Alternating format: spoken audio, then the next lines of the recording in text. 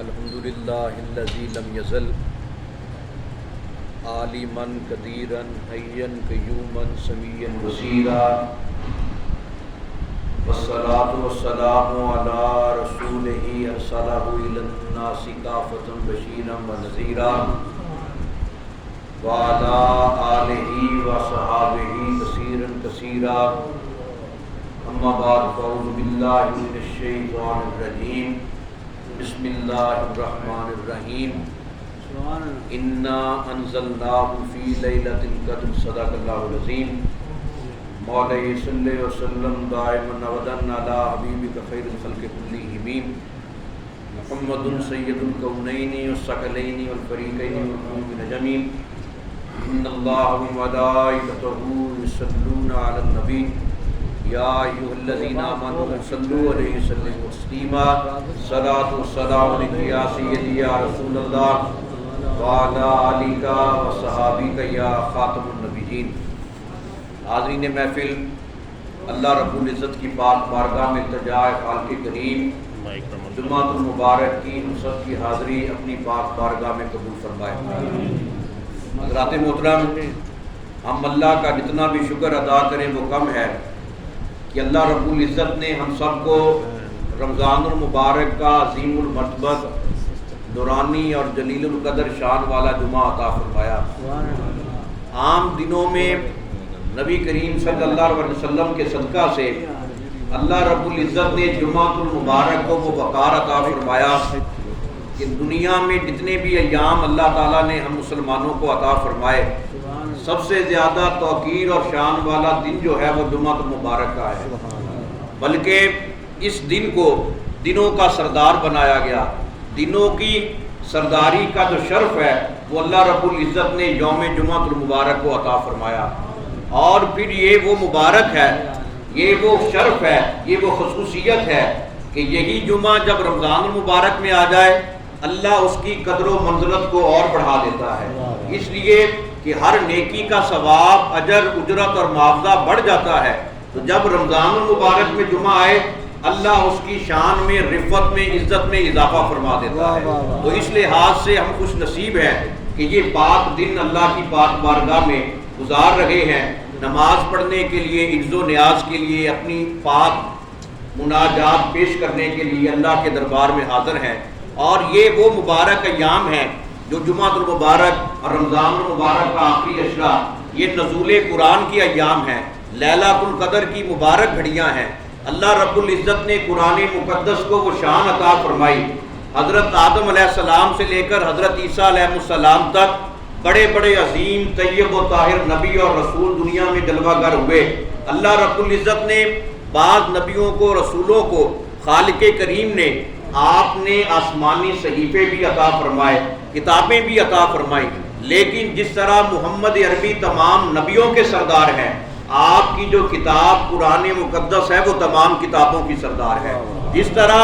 میرے نبی کا کوئی ثانی نہیں، قرآن حکیم کا بھی کوئی ثانی نہیں، یہ وہ پاک کتاب ہے۔ الف لام میم ذالک الکتاب لا ریب فیہ۔ اللہ رب العزت نے قرآن کی ابتدا میں، آغاز میں یہ فرمایا یہ وہ پاک کتاب ہے جس میں کسی قسم کے شک اور شبے کی گنجائش نہیں۔ حالانکہ یہ بات قرآن کے درمیان میں بھی ہو سکتی تھی، آخر میں بھی ہو سکتی تھی، کسی اور مقام پر بھی ہو سکتی تھی۔ ابتدا میں اس بات کو بیان کر کے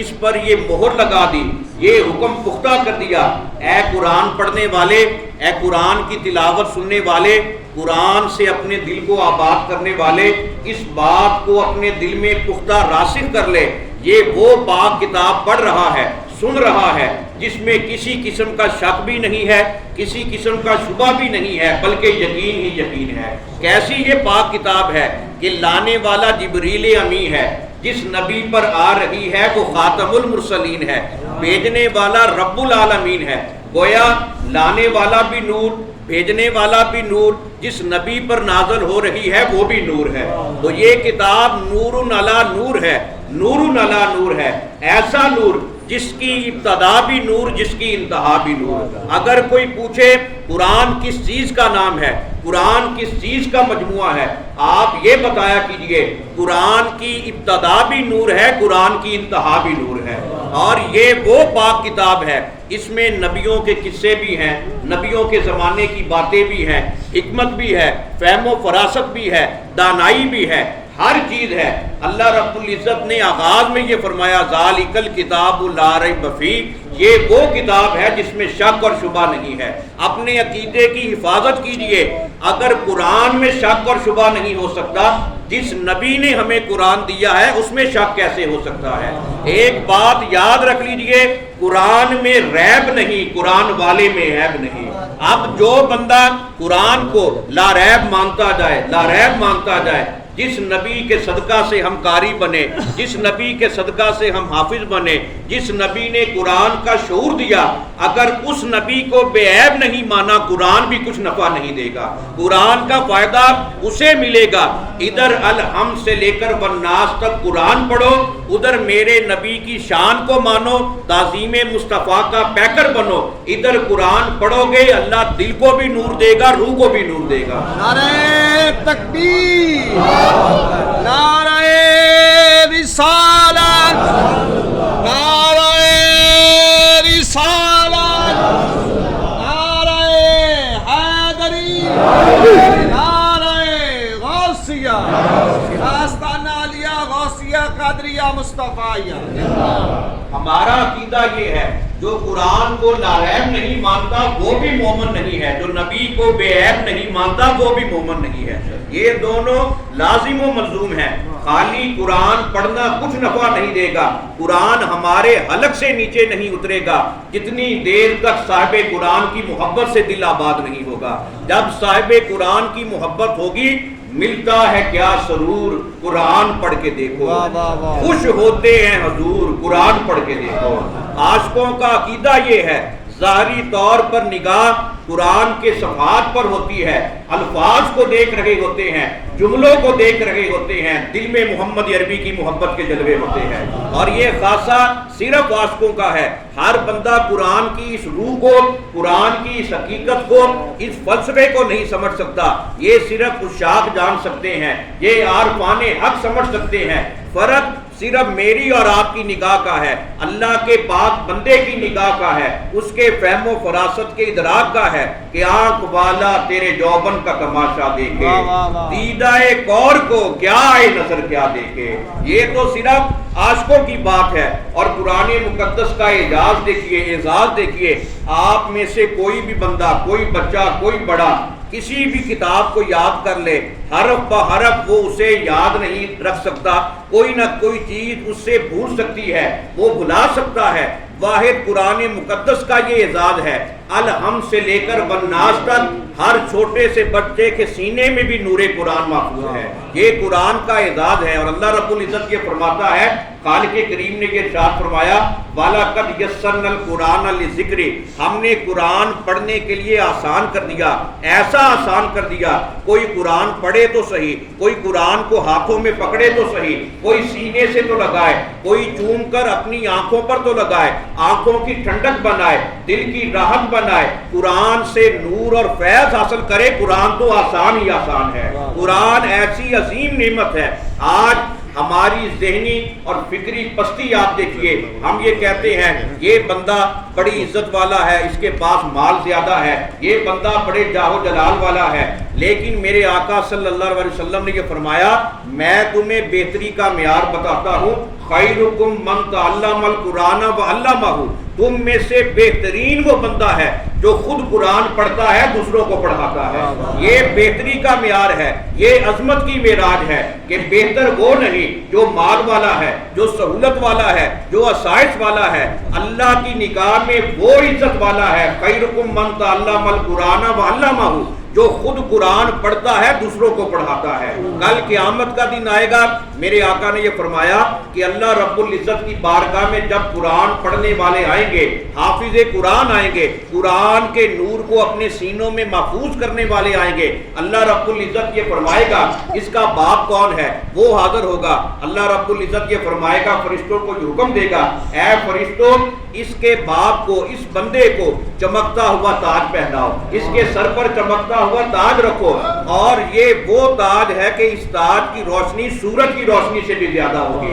فرشتے عرض کریں گے رب العالمین اسے یہ مقام کیوں، اسے یہ اعزاز کیوں؟ اللہ نے یہ فرمایا یہ وہ خوش نصیب ہے جس نے اپنے بچے کو دنیا میں نور قرآن کی دولت عطا فرمائی۔ یہ کیسے ہو سکتا ہے کوئی میری پاک کتاب کا احترام کرے میں اسے محروم کرم کروں؟ یہ اللہ کی کتنی رحمت ہے۔ پھر حافظ قرآن کے لیے حکم ہوگا قرآن پڑھتا جا پڑھتا جا پڑھتا جا، ایسا پڑھتا جا جہاں پر تو رکے گا وہ تیری آخری منزل ہوگی، اور وہ منزل کیا ہوگی؟ وہ اللہ اپنی شان کے مطابق قرآن پڑھنے والے کو عطا فرمائے گا۔ تو یہ قرآن کا شرف ہے، یہ قرآن کا خاصہ ہے۔ جو بندہ بھی قرآن کے قریب جاتا ہے وہ اللہ کی رحمت کے قریب ہو جاتا ہے۔ اور اللہ رب العزت نے یہ فرمایا انا انزلناہ فی لیلۃ القدر، لیلۃ القدر اللہ رب العزت کی پاک بارگاہ میں یہ ایام ہیں تلاش کرنے کے، سرخرو ہونے کے۔ ہم یہ سمجھ لیتے ہیں کہ 27ویں رات جو آ رہی ہے صرف یہی لیلۃ القدر ہے،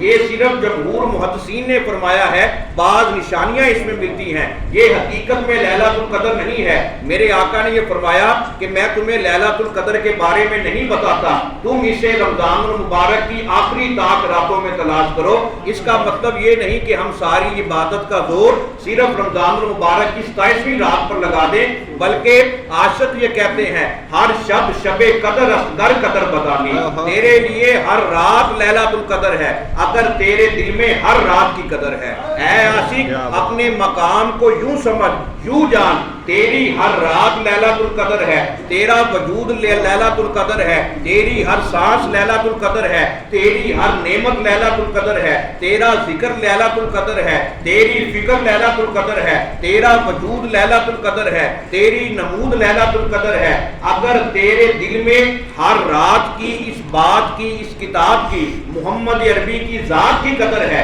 ایک وقت ایسا آئے گا تو قبر میں چلا جائے گا تیری قبر کی بھی قدر۔ سبحان نعرہ تکبیر، نعرہ رسالہ، نعرہ رسالہ، نعرہ حیدری، نعرہ غوثیہ، آستانہ عالیہ غوثیہ قادریہ مصطفیہ۔ اگر دل میں قدر نہ ہو تو پھر لیلۃ القدر سے بھی کچھ نہیں ملتا۔ میرے آقا باہر تشریف لائے لیلۃ القدر کے بارے میں بتانے کے لیے، جب باہر آئے دیکھا کہ دو بندے آپس میں جھگڑا کر رہے ہیں، میرے آقا ناراض ہوئے، آپ نے یہ فرمایا میں تو تمہیں لیلۃ القدر کی بشارت دینے کے لیے آیا تھا، کون سی رات لیلۃ القدر ہے؟ تمہیں تو اپنی پڑی ہوئی ہے، تمہیں تو اس بات کا خیال نہیں ہے، اب جاؤ میں تمہیں نہیں بتاتا، اللہ نے اور میں نے اللہ کے حکم سے مخفی کر لیا ہے، اب اسے رمضان المبارک کی آخری طاق راتوں میں تلاش کرو۔ تو جمہور محدثین یہ کہتے ہیں کہ اس رات کو موسم بڑا معتدل ہوتا ہے، بہت خوبصورت ہوتا ہے۔ بعض یہ کہتے ہیں کہ کبھی امکان ہے اللہ کی رحمت سے وہ رات جو ہے رمضان المبارک کی 27ویں رات ہے، لیکن صرف اسی کو لیلۃ القدر سمجھنا، اسی پر اپنی ساری قوتیں صرف کرنا یہ کوئی دانش مندی نہیں ہے۔ ہر رات کی قدر کریں گے تو اللہ تعالیٰ ہر رات کو لیلۃ القدر عطا فرمائے گا۔ اور حضور سیدنا غوث اعظم آپ یہ فرمایا کرتے تھے کہ میرے لیے لیلۃ القدر اللہ کے حکم سے شان والی ضرور ہے، میں اس کا احترام ضرور کرتا ہوں، لیکن عبد القادر جیلانی نے کبھی اپنے دل کو اپنے مولا کی یاد سے غافل نہیں کیا۔ میرے لیے ہر رات لیلۃ القدر سے بڑھ کر ہے، میرے لیے ہر دن رمضان المبارک سے بڑھ کر ہے، کہ کوئی دن اور کوئی رات جب اللہ کی یاد سے خالی نہیں گزرتی، چاہے رمضان ہو یا غیر رمضان، میرے لیے تو ہر رات میں مثال ہے، ہر دن شان والا ہے۔ جب عاشقوں کا یہ عقیدہ ہو جائے، صدیاں گزر جاتی ہیں، قرب قیامت بھی ہو جائے، پھر بھی اللہ ان کے نام کو زندہ فرما دیتا ہے کہ جنہوں نے اپنے آپ کو مٹایا اللہ رب العزت کی یاد کے لیے، اللہ کی محبت کے لیے، اللہ کی اطاعت کے لیے، اللہ کی معرفت کے لیے۔ اللہ یہ فرماتا ہے اے میرے بندو تو نے اپنا سب کچھ میرے حوالے کر دیا، تو قبر میں بھی چلا جائے گا میں تیرے وقار کو قائم رکھوں گا۔ اس لیے جو ہر رات کی قدر کرتے ہیں، جو ہر دن کی قدر کرتے ہیں، وہ صاحب توقیر بن جاتے ہیں۔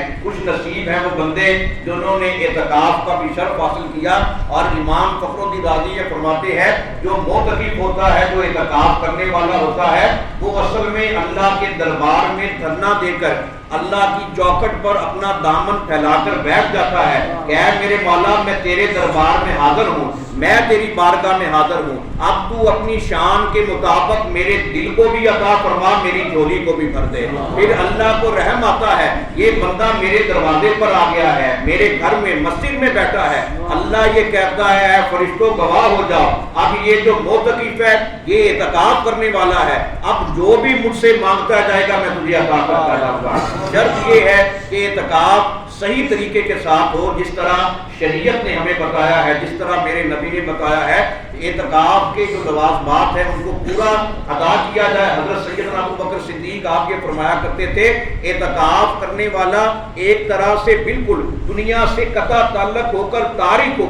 تارک فی دنیا ہو کر بیٹھ جاتا ہے، دنیا کا خیال بھی اس کے دل میں نہیں ہوتا، مسجد میں بیٹھا ہوتا ہے، یا قرآن کی طرف دھیان ہوتا ہے یا خدا کی طرف دھیان ہوتا ہے۔ یہ اعتکاف کا مفہوم ہے۔ یہ کوئی اعتکاف نہیں کہ اعتکاف میں بیٹھ کر دنیاوی باتیں کریں، دنیاوی مقصد حاصل کریں، ادھر ادھر کا خیال رکھیں۔ اعتکاف کا مقصد ہی ہوتا ہے ہر چیز سے کٹ کر اپنے مالک کی بارگاہ میں رجوع کرنا، سچے دل کے ساتھ رجوع کرنا، پھر ہی اعتکاف قبول ہوتا ہے اور اللہ مہربانی فرماتا ہے۔ یہ مبارک ایام ایسی عزتوں اور شانوں والے ہیں، نزول قرآن والے ہیں، لیلۃ القدر کے موقع تلاش کرنے والے ہیں، اعتکاف کی مبارک ساتوں کے ہیں، دعاؤں کی مقبولیت کے ہیں۔ اس لیے ان دنوں کی بھرپور قدر کرنی چاہیے، جتنا ہو سکے قرآن مقدس کے نور سے اپنے قلب و نظر کو آباد کرنا چاہیے۔ ہم خوش نصیب ہیں، جیسا کہ میں نے ابتدا میں بھی عرض کیا کہ جمعہ المبارک عام دنوں میں بھی عزت و اشرف والا ہے، لیکن جب یہی جمعہ المبارک اللہ رب العزت رمضان المبارک میں عطا فرمائے اس کی شان اور بڑھ جاتی ہے۔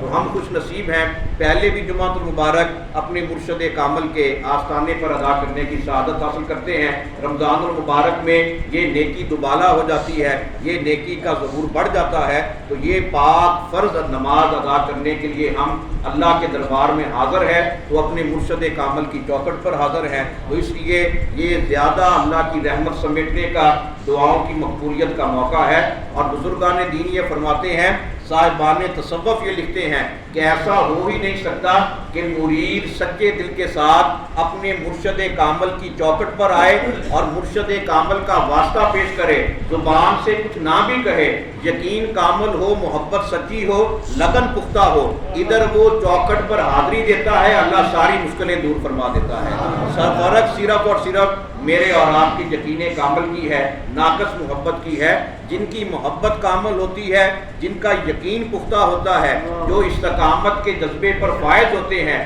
جو ہر وقت اپنے مرشد کو حضوری میں رکھتے ہیں، چاہے ان کی خلوت ہو یا جلوت ہو، اللہ ہر مقام پر ان کی دستگیری کرتا ہے۔ اور حضور غوث پاک نے بھی یہ فرمایا کہ سچے مرید کی پہچان یہ ہے، وہ دنیا کے جس خطے میں رہے، زمین کے جس حصے میں رہے، وہ اپنے مرشد کو ایسا حضوری میں رکھتا ہے، ایسا حضوری میں رکھتا ہے، بس آنکھ بند کرنے کی دیر ہوتی ہے، مرشد کا جلوہ سامنے آ جاتا ہے، اور پھر وہ اتنا اس تصور کا عادی بن جاتا ہے، جسے سلطان باہو نے بھی یہ بیان کیا کہ جب یہ تصور بن جائے، آنکھیں بند ہو، ذکر کرتے وقت مرشد کا جلوہ سامنے آئے، پھر یہ تصور ایسا پختہ ہوتا ہے، جب بھی آنکھیں بند ہوتی ہیں، آخری وقت ہوتا ہے، نزاع کا عالم ہوتا ہے، ادھر آنکھیں بند ہوتی ہیں، ہونے لگتی ہیں، مرشد کامل پر کلمہ پڑھانے آ جاتا ہے، پھر یہ تصور ایسا مضبوط ہوتا ہے۔ تو ہم ایسے کامل مرشد کے غلام ہیں، پیر سید محمد مصطفیٰ گیلانی پیران پیر کوترا رحمۃ اللہ علیہ، جنہوں نے اپنی ساری زندگی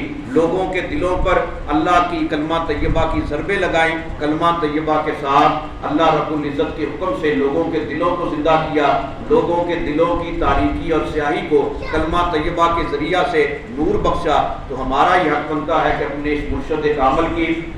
پیر مصطفیٰ گیلانی کی نسبت پر ناز بھی کریں، اللہ کا شکر بھی ادا کریں، اور جس طرح آپ کے فرامین ہیں، نماز پڑھی جائے، قرآن کی تلاوت کی جائے، اور اپنے مرشد کامل کا وسیلہ ہر نماز کے بعد، قرآن کی تلاوت کے بعد اللہ کے دربار میں پیش کیا جائے، کامل مرشد کی محبت پر ناز کیا جائے۔ اللہ رب العزت کی پاک بارگاہ میں التجا ہے، خالق کریم رمضان المبارک کی گھڑیوں کا صدقہ ہم سب کے تمام گناہ معاف فرمائے، پیر محمد مصطفیٰ گیلانی کے فیض کا صدقہ اللہ تعالیٰ ہم سب کی توبہ کو اپنی بارگاہ میں قبول فرمائے۔ وما علینا الا البلاغ۔